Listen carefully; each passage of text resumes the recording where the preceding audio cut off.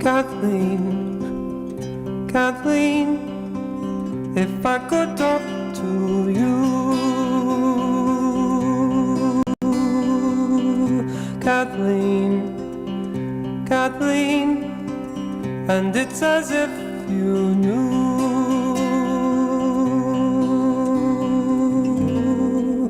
Your pretty little eyes are full of tears. Oh, and I never thought you'd run away from me. That ugly thought never did cross my mind, for I believed that things had been the way you'd want them to be. Yes, I believe, Kathleen, I felt that love was enough.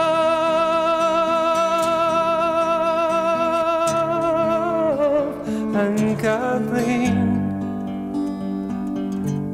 if I could only talk to you, yeah, I felt that love was enough, enough.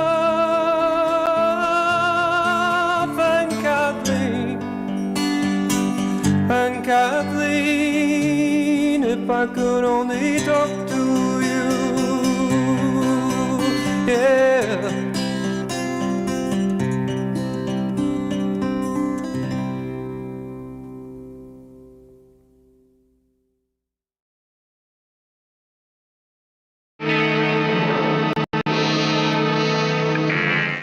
Thanks for joining us here on WRCO Radio, and joining us on the line is Bryan Maclean, formerly of the group Love, and joining us here and talking about a solo project. Bryan, this project has been in the works for you for a lot of years, hasn't it? No, it hasn't. Really? As a matter of fact, it was sitting in my garage, and I was away, and my mom discovered these tapes, the lost tapes. Were you under the impression that they were destroyed? You mean, did I hope they were? No. I mean, had you forgotten about them to the point that, you thought... As it lends itself to this conversation, yeah. I mean, if you had have said, hey, do you have tapes in the garage? I would have said, yeah, I have tapes. But my mom, took the time to catalog them, to, arrange them, and then, amazingly, I mean, what are the odds? She got a deal. Right. And these are like demo tapes, guitar and voice. And they sound good. I mean, the tapes have lasted pretty well, haven't they? Where did you record these at, Bryan? Wherever. Basically, it was stuff that my mom found. Some of the things, I think, were catalog reference tapes that were done, in New York back in the 60s.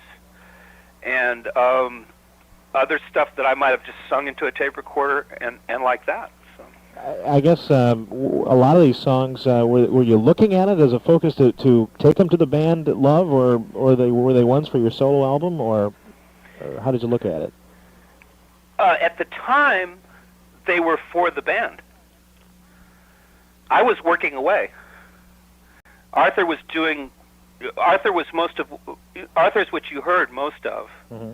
But that didn't stop me from working away in my own little sphere of existence.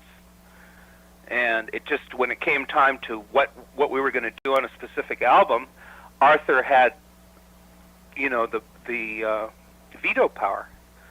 And the things that you heard up until this, release were the things that he didn't veto. Was that somewhat frustrating to you when you did these songs and they were turned down, so to speak? Well, the question becomes abstract in the sense that I was having such a great time that it was the sort of thing that I didn't let bother me. But I'm sure, yes, I mean, if it crossed my mind, but I probably was thinking, this is going to last forever, and we'll get around to this stuff. Otherwise, I might have put up more of a fight, or pressed harder. You were, so young, but a lot of these songs are pretty serious songs, pretty heady stuff. I mean, were you a pretty serious guy in those days? I was delirious.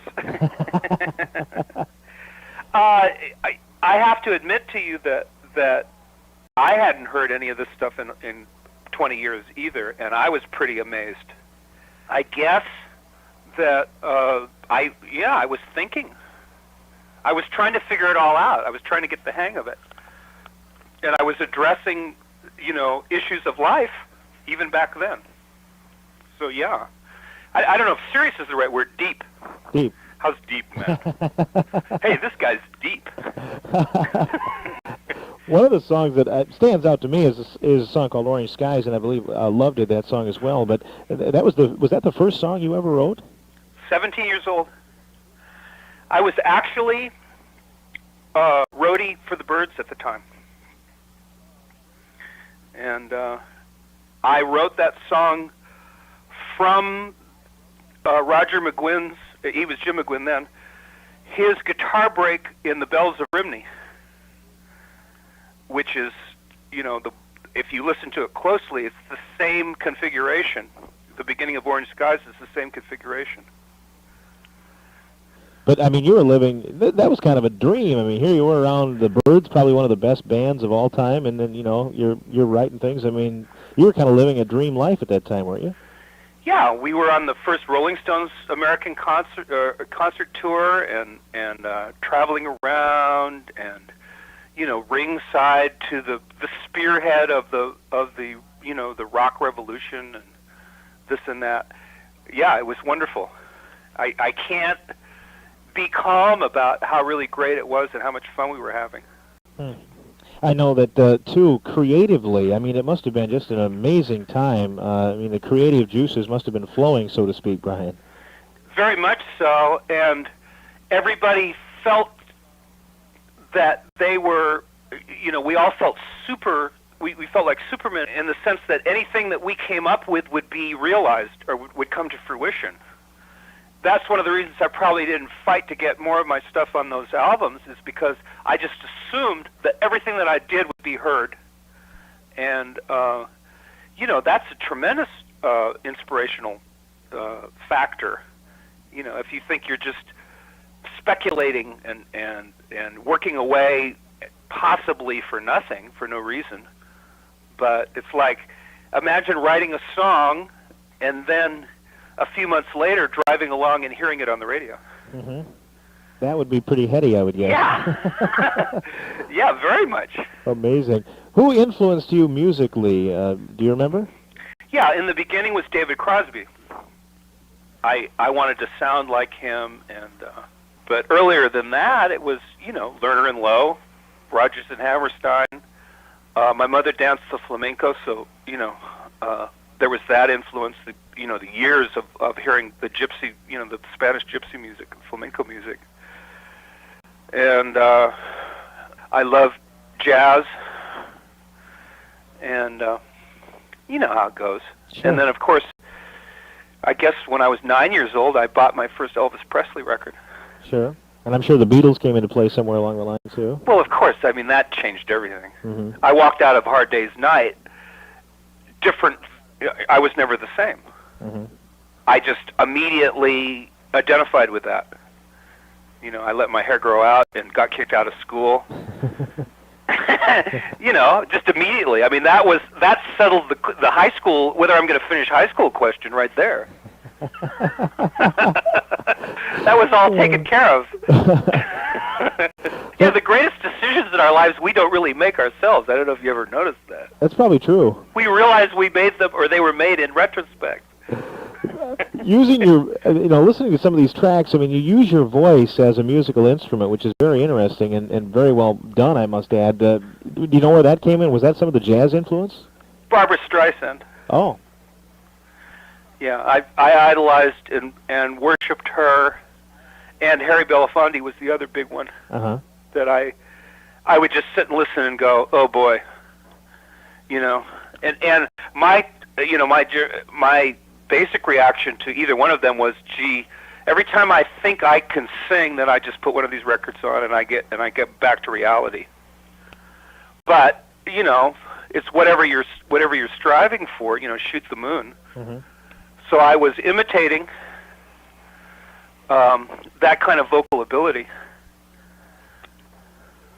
Looking back on the history of Love, what do you feel the best Love album was?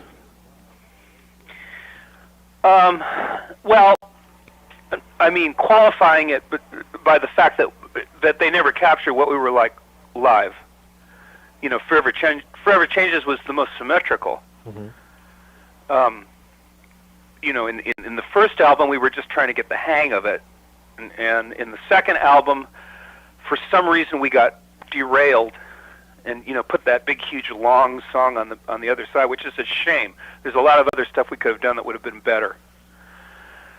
Then by the time Forever Changes came along, we were beginning to get at ease with what we were doing. And if I had it to do over, I wouldn't have quit. I was kind of lured away, and it was not a smart decision, but it was probably the best decision in the long run.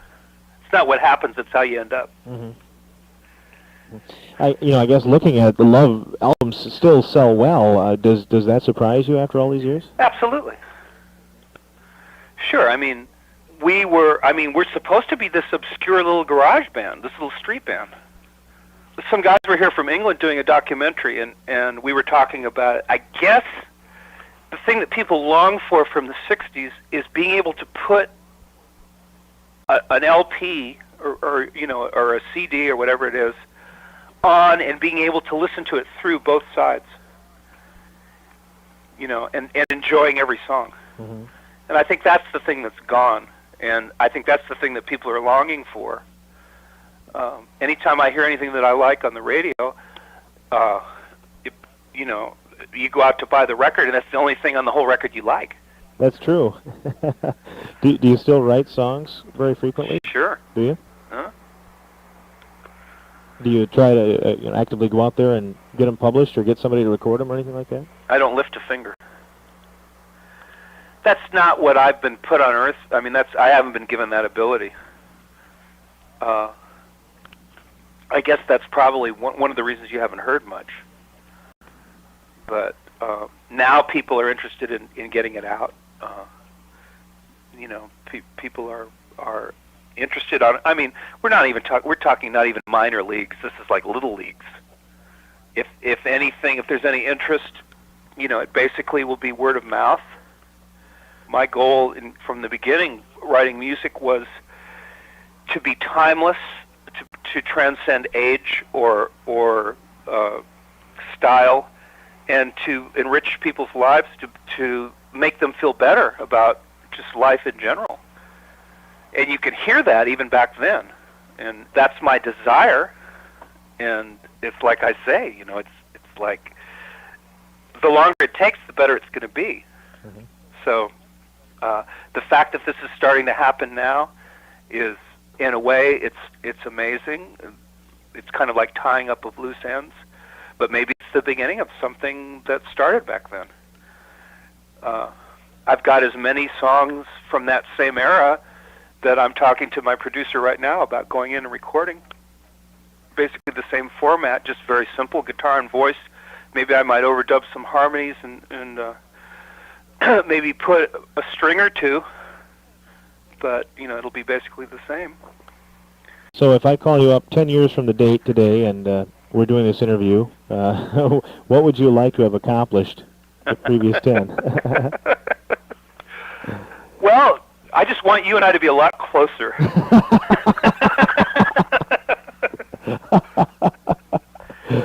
Well, I mean, between you and I, I'm writing a book.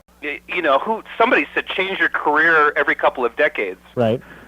I'm writing a book. I've got a couple of more book ideas. If you're carefully observant, you'll see that I wrote some liner notes.